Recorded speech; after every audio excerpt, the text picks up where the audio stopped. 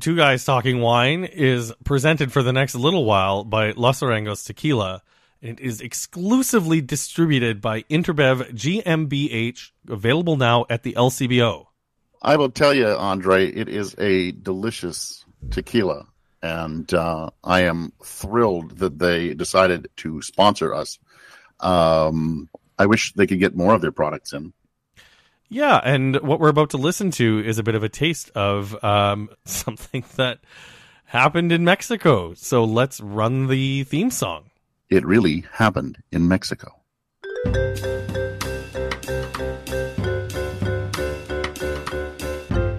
You're listening to Two Guys Talking Wine with Michael Pinkus and André Prue. All right. What we're doing is something a little different on Two Guys Talking Wine. The next 3 episodes, in fact, are sponsored content. And while we were sponsored and we're really grateful to be sent down to Mexico by the folks at Los Arangos Tequila, the views and the tape are ours. We'd like to take a moment to thank Los Arangos for supporting Two Guys Talking Wine. And let's see how this rolls out, because we've never done a mini-series before. No, we've never done a mini-series, and it's kind of interesting. I've heard them done. You've produced quite a number, actually, for places like Canada Land and what's that one? Well, they're all under the Canada Land banner. I keep telling people to listen to Commons. They need to listen to Commons, but like Michael, we got to take this back a step. Hello, Michael. Oh, hello, Andre. How are you? I'm doing very well. You know, it's been really nice reflecting on this opportunity that we got. And like, while this show is Two Guys Talking Wine and is still Two Guys Talking Wine, I think people have noticed over the years we've gotten a little bit more into spirits. I am like proudly a very good whiskey drinker. I enjoy my bourbon, but getting into single malt Scotch, and also have gone down a Japanese whiskey rabbit hole. But leading up to this episode, tequila has always been something that I've had a hard time understanding. Well, I think, like I had with gin many, many, many years ago, you had the same kind of, let's call it a problem with tequila, meaning it was not something that you enjoyed drinking as much because of bad experiences you've had in the past. Yeah, and you know, that was, I think, the best thing about this particular trip is when I got off the plane, I went straight to the LCBO. I bought a bottle of Los Arangos Reposado and a Corralejo Reposado. And I've been drinking a lot of margaritas in this house. And I mean, this is the moment where the line gets blurred between paid content and earned media, but like, that's no lie. We were paid to produce these episodes, but I've been drinking a lot of tequila since I got home. So, I actually, the moment I stepped off the plane, I sent an email to some friends, and I said, we need to do a steak and tequila night. And They're like, yeah, we're all for that. Why? And I told them that while we were actually in Mexico, we did have tequila and steak. And they thought that was odd, but interesting, and wanted to try it. Whoa. You're definitely getting a little bit ahead of yourself here. We're going to be talking about food and tequila and the fact that food and tequila does pair together. But, you know, it was like a crazy, like 2-3 days that we were there. And I think we need to sort of start out by doing what any self-respecting tourist would do, certainly when they get off the plane and head to Niagara, and that's go on a tour of the distillery. And that's where we're going to start this episode. This is the place where we receive the raw material, the agave. The agave comes from Guanajuato area with designation of origin tequila. And the agave needs at least 6 years to be harvested. Okay? Here we have 5 ovens to steam the agave during 27 hours. You know, I found it very fascinating. I always find it fascinating when I see how anything is produced, whether it's wine or beer or spirits. But what I wasn't really expecting was to see how different the manufacturing process of tequila is compared to whiskey. I went to Kentucky on my honeymoon, but things are a lot different in how they manufacture tequila. Well, yeah, it's a grown product, just like kind of, I don't want to say like grapes because it's not a vine. They are harvested out of the ground, so it's like a fruit that they have to do something with, because we learn from taste and smell of tequila and raw product about what the product is like. Yeah. And you know what? One of my favorite things about doing this trip with you, because it's something that, has kind of been, the question's been erased from my mind when I went to Kentucky, is the whole idea of terroir. And I think you talking about terroir on this trip is a really important thing. And we're going to unpack that a little bit later on in the podcast, because the difference between, I think the biggest difference between tequila and a lot of other distilled spirits is, like, Michael, if you and I decided to make a whiskey this year, we could find a fallow field, plant some grain, plant some wheat, plant some malt, plant some barley, plant some rye, and at the end of the summer, harvest it, roast it, ferment it, and get it in a barrel, where growing tequila takes a hell of a long time. Well, it's 6 years is the minimum that it takes. And when we were out in the fields, we saw little ones and big ones and all of that. And I really found that, so interesting. And what I also found very interesting, as she was talking about, the ovens, they also had autoclaves. What's an autoclave, Michael? It's what they use to make basically Prosecco. Oh, so okay. So an autoclave, because you knew what an autoclave was when we saw them. It was the fascinating thing about being at the Los Arangos distillery was seeing that, like, there's a lot of equipment lying around that doesn't really get used. It looks like the modernization of the manufacture of tequila is something that has happened fairly quickly. Like they did tell us that their autoclaves were retired like 5 years ago, but so an autoclave is a pressurized like fermentation vessel. Yeah, that's exactly what it is. It's basically what they use to make Prosecco and sparkling wine in 30 days basically. And they basically decided that it was a lot easier to use the ovens and then the stills and to get it to where it needs to be, as opposed to using the autoclaves, which was interesting because, as you said, they were still lying around, and we were told that they could be used again, but they haven't used them in 5 years. Yeah, and I mean, it was interesting just walking through the distillery because there were a lot of relics that were around there. One part of the tour, we got to see an old grindstone that was originally used to crush the cooked agave and to extract the juices that were then headed to fermentation. Our tour guide was a wonderful woman named Nohemi, and she was one of the few English-speaking people in Mexico. We were part of Mexico where English definitely doesn't exist. And she talked a little bit about how making tequila has changed over the years. This is a reproduction of an old tequila distillery.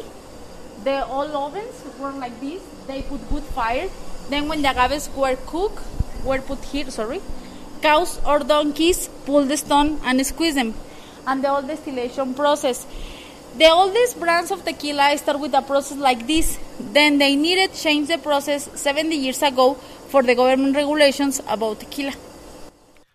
So she talked a little bit about government regulation, and that's something we're not going to get into like great detail on this podcast, but I think one of the great things, because I know you and I are often critical of the VQA, but having some sort of governing body to set a standard for quality is definitely a good thing, especially when you're in a country like Mexico where maybe things aren't as regulated or as above board when you're dealing with a retail product as they are in Canada or in Europe, Yeah,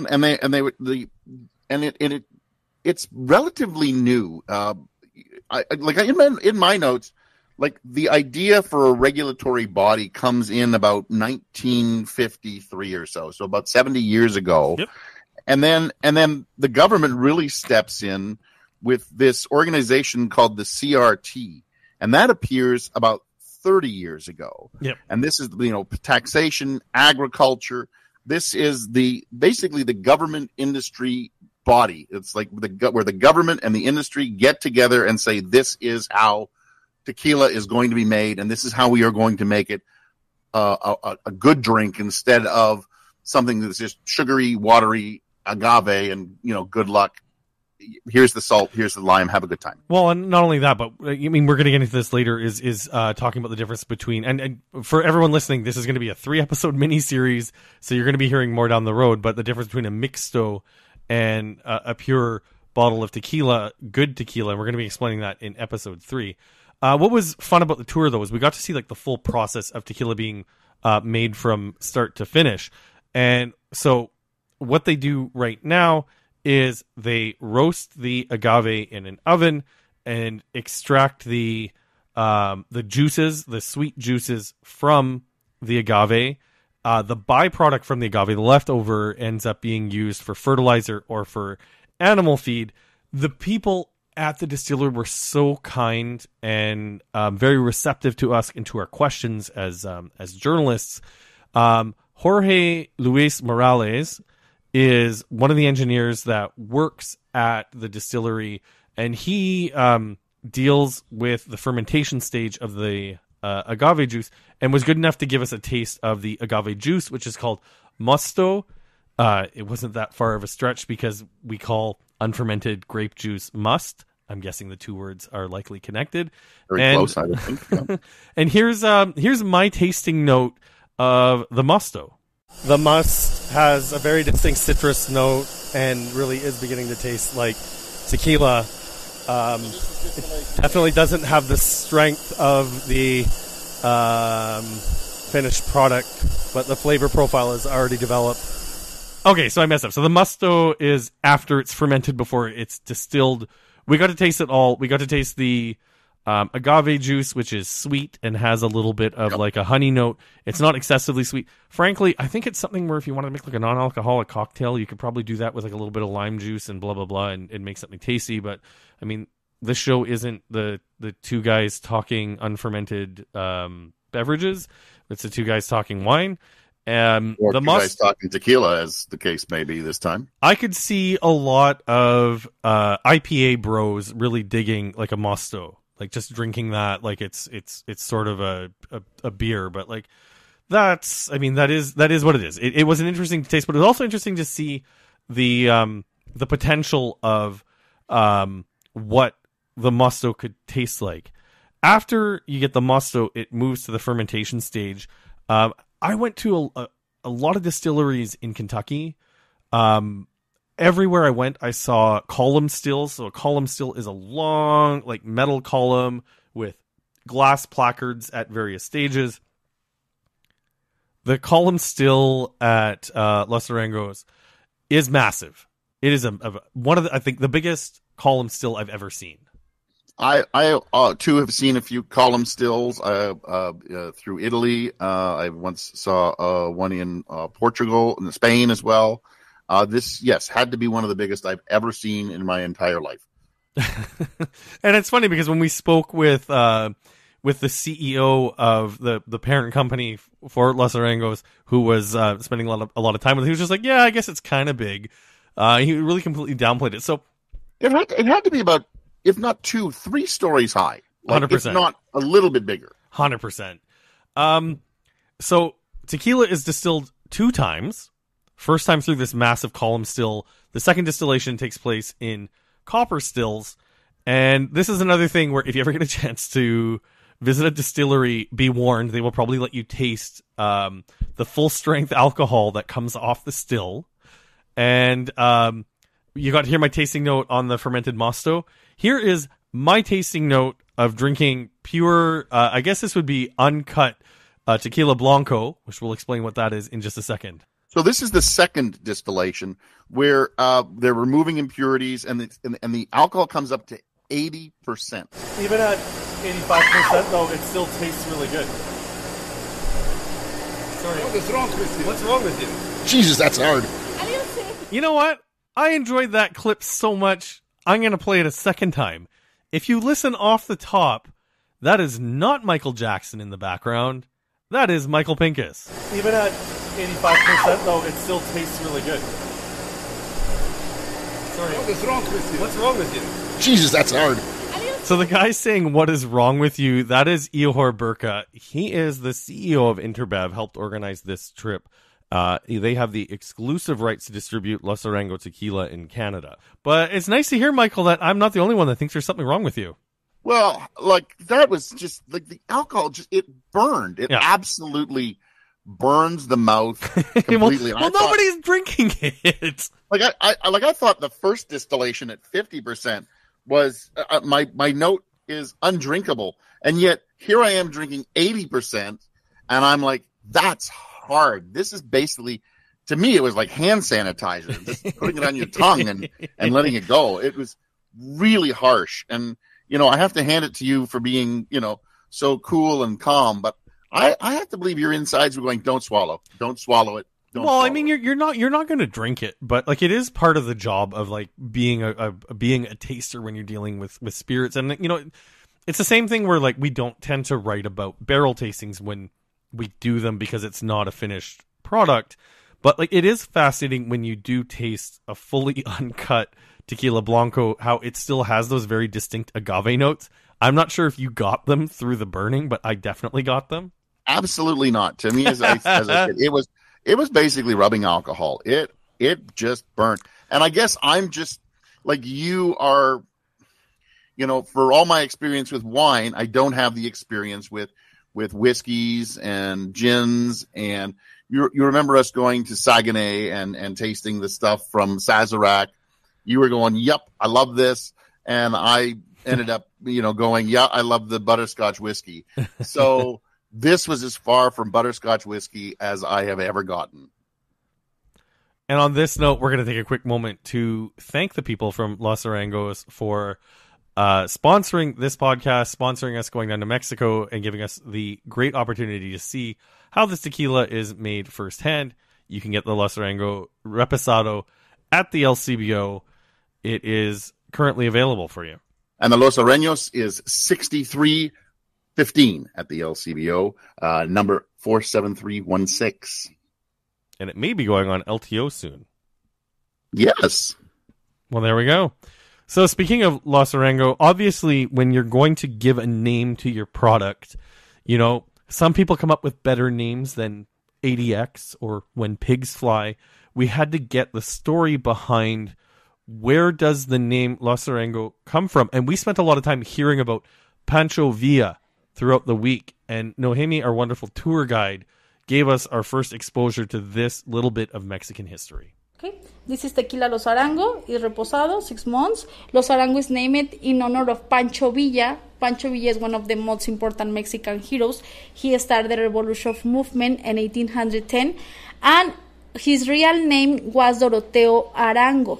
Los Arangos is named in the honor of the revolutionary spirit of Pancho Villa. I had heard of Pancho Villa, but I knew very little about him. It was my favorite thing about the trip. About the trip in general is I think the vast majority of Canadians' experience with Mexican culture is a sanitized version that involves visiting resorts. And we were not on any resort while we were here. We definitely felt very safe where we were, but it was an unvarnished part of Mexico. And we're going to be talking about the sort of tequila and food and how that comes together. But to understand that tequila is very important to the Mexican culture is something that I think was a little bit of a surprise to me, because I don't think you could say that Canadian whiskey has the same connection to Canadian culture that tequila does with Mexican culture. I would also say that I don't think there's any drink in Canada that has the same kind of connotation. I would say that the closest thing that Canada has that is closely attached to their culture, that tequila is attached to Mexican culture, would be maple syrup. Yeah, but I mean, it's not as much fun to drink. No, and it's great on pancakes and stuff. But I mean, and maybe cook with. But you can cook with tequila as well. But I'm saying that to make a kind of connection with a product, I would say that tequila and Mexico would be closely linked to maple syrup and Canada. I think that's how much tequila means to Mexico.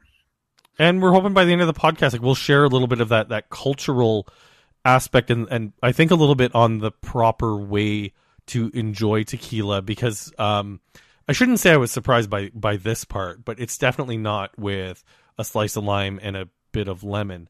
A bit of lime. But we learned a lot about the Los Arangos brand and how important quality is to the brand and how important the quality is to making an artisanal spirit.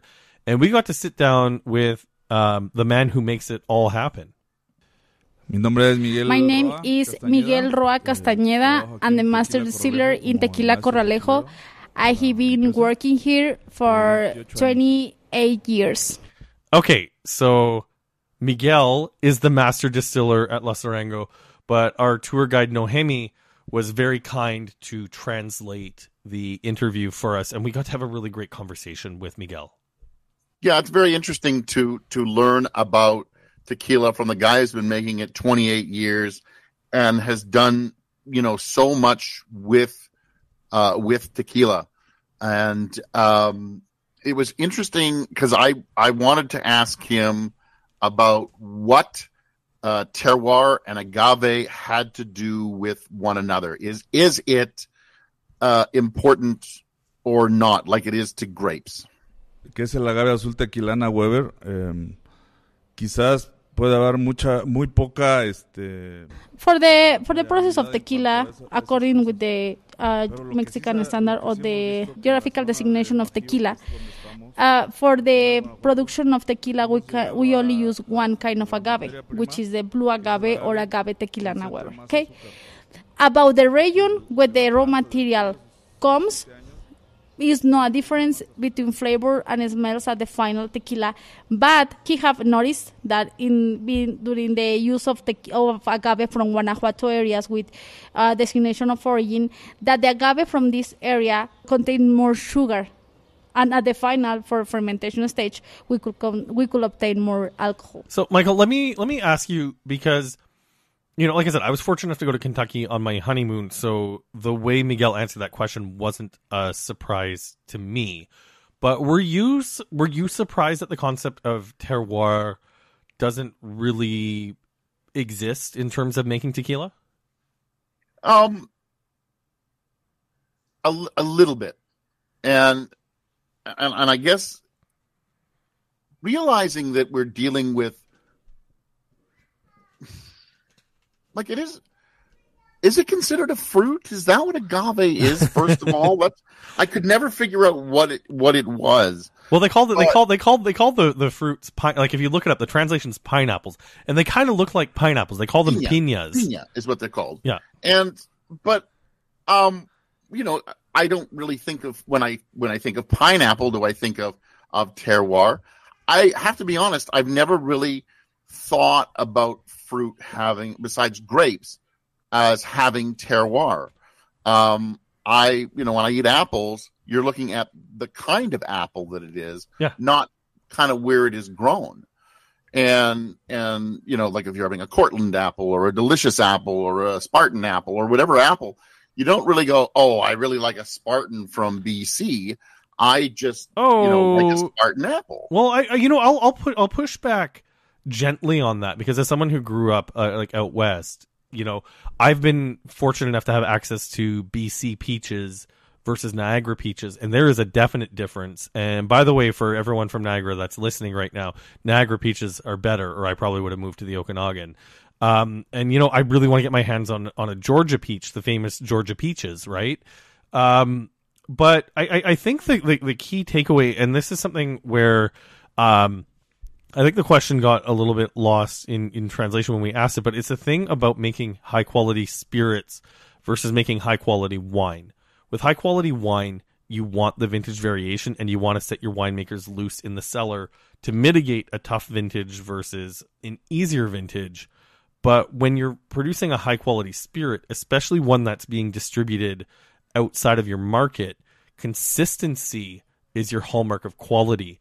And that was something where we don't have the clip to roll, but the attention to detail at Los Arangos includes making sure that you have the correct yeast strain cultured so that every batch of agave ferments the same way and you get that benchmark of quality. In the United States, for bourbon, they call that a sour mash, where they hold back active ferment to start the next ferment to make sure it's the same yeast that keeps each batch of whiskey going. And what's really interesting is that over his 28 years, Miguel had cultivated this special strain of yeast for their tequilas, and it was called Lara 1. It was the Lara 1 strain that he made himself. That's right. If you're listening to this podcast, there will be a quiz later. Write down Lara 1. There will be a quiz on what yeast strains are used to ferment tequila. And, the other interesting part is, and I don't think we mentioned it, they still use bricks when talking about sugar tequila and mosto and all that, and it gets to 20 bricks. Yeah. I mean, enough to make I think that's above VQA if we decided to ferment if we could grow agave in Niagara and get it certified by the VQA, you could make a VQA mosto. They did claim that you could grow agave anywhere. It just may take longer. So we've talked a little bit about like the whole thought process behind making a high quality spirit, but like I asked Miguel, like, what is the philosophy behind making a high quality craft artisanal tequila? Pues la filosofía es un poco sui generis quizás, y cada quien tendremos nuestra definición particular. Como consumidor te lo hablo, porque al final tú decides cuál es el mejor tequila o el mejor producto. Answering this question since 2 points of view. The first is as customer, because as a customer, the good tequila, a good tequila is which is the good for you. But as a tequila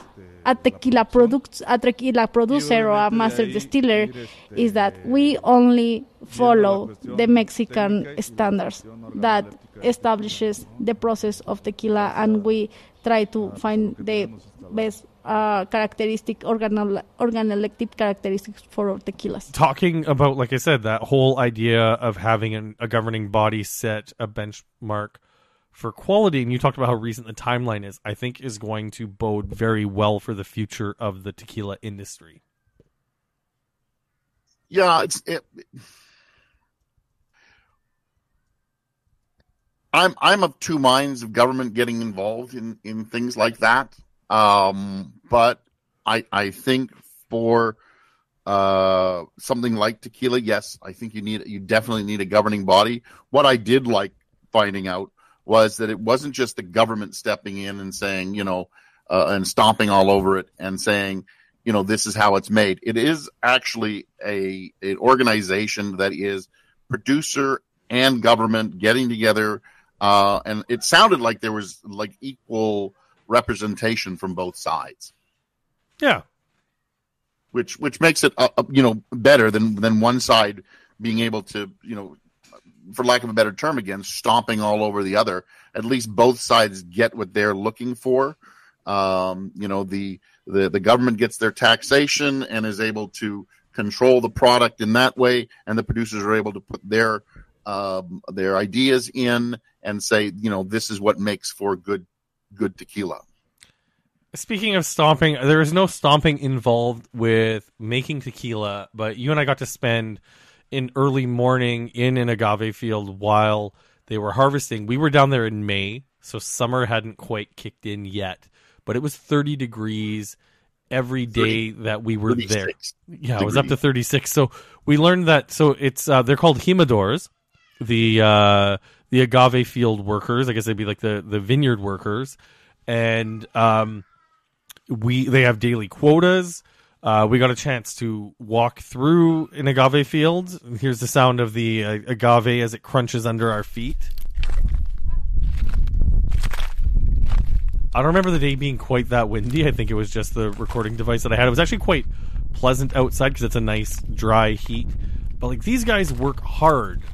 They have specialized tools that they use that they need to regularly sharpened throughout this. But like watching these guys work and the way that an agave pina is like buried half in the ground and they have to dig them up. Agave is not a happy plant. They're pointy. They're spiky. Yes. I took an agave hurt. spike to the leg, like 100%. We were warned and, showed up as typical Canadians in shorts. You were wearing sandals. Yeah, I had to be very, very careful. And that crunching sound that we hear, that's the leaves. Like the agave is I don't think we stepped on an agave, but like those are just the leaves of the plant, and they're spiky as well. Like even after they're hacked off, they just kind of lie there as like, the biggest worry was falling over. Like if you fell over onto those things, it would be like landing on a pile of porcupines. And I mean, we saw like how the how the agave fields, Freudian slip, how the agave fields are work, where we saw large agave plants ready to be harvested versus fields of smaller ones. It's really cool. So if you love plants like my wife, they actually propagate the agave plant. So when they're harvesting, the way that agave reproduces is they shoot off baby agave that they pull out and replant at a later date. And they do that in their first couple of years. Yep. That's what they do. And that's how they plant the field that they just did the year before. And it's very interesting how they not only, whip so they take a big metal pole and they bury it in the ground. The guy takes a hammer and he hammers it and then he gets it out enough where he can put kind of like a shovel in and then uncover the entire plant. And then they get this thing called a koa, which is just a really sharp tool. Yep. And a good imador can take off all of the little spiky leaves in less than a minute off the pina. And they have to resharpen the koa every 2 plants. And they will do rows with like dozens and dozens and dozens of agave starting early in the morning and hit their quotas by noon, be able to wrap up their workday by noon. It was really impressive to watch them working. I went as far as to taste a little bit of the agave because, like I said, the mosto and the unfermented juice was good. It was sweet. It had this like nice like taste to it. So I got to taste a little bit of like the heart of an agave pina. Are you gonna ask me if I liked it? I already know it, but you did. Yeah, it doesn't taste much like anything. It's got a woody texture. It certainly wasn't anything exceptional. So I'm calling. And you were also told don't swallow it. I didn't swallow it. I spit it out. I know, but that was really weird. She's like, "Don't swallow it. Don't swallow it." She said it 3 times. Don't swallow it. And you're tasting it and like, "Don't swallow it." And I'm like, "Why? What happens?" Yeah, I didn't want to find out. All right, so now that from a good sized pina, they can make about 15 liters of tequila. There we go. Like a massive one. Like I'm not talking a small pineapple size one. I mean, you've got a good size. What would you say was about? Oh my gosh, I couldn't even tell you. I couldn't even tell you. Like, I don't know. Like the circumference of a good pina is like the size of like a pickup truck tire. Like, yeah. It's much bigger than like any sporting ball. And they have to split them in half to transport them. That's how big they are. Yeah. All right. Now that we've talked a bit about how Los Arangos tequila is made, I don't know about you, but I'm ready to head to the LCBO to thank our sponsors for bringing us out of Mexico to do this podcast, to grab a bottle of Los Arangos Reposado, which you can get for how much, Michael? $63.15 unless it's on LTO. And when it goes on LTO, it'll be less. That's a limited time offer. And the last thing to add is tequila is one of those last great bargains for premium spirits because you can't get a comparable Scotch or bourbon at this price in any category. So it was such a pleasure to get to have the opportunity to taste through this tequila and to learn how it's made. So I can say that I've tasted Los Arangos in every step of production, from agave to musto to White Dog, the uncut distilled spirit off the still to its finished product. It is well worth checking out. And if you're not thirsty already, on the next episode, we're not going to make you 2 weeks for it. It's coming out tomorrow. We're going to dive into the history of the Los Arangos brand with the man who owns the distillery. I'm looking forward to it. Thanks for listening. Please subscribe to Two Guys Talking Wine on iTunes. Two Guys Talking Wine is produced by Jim Ray, Adam Duran, and Ken Little.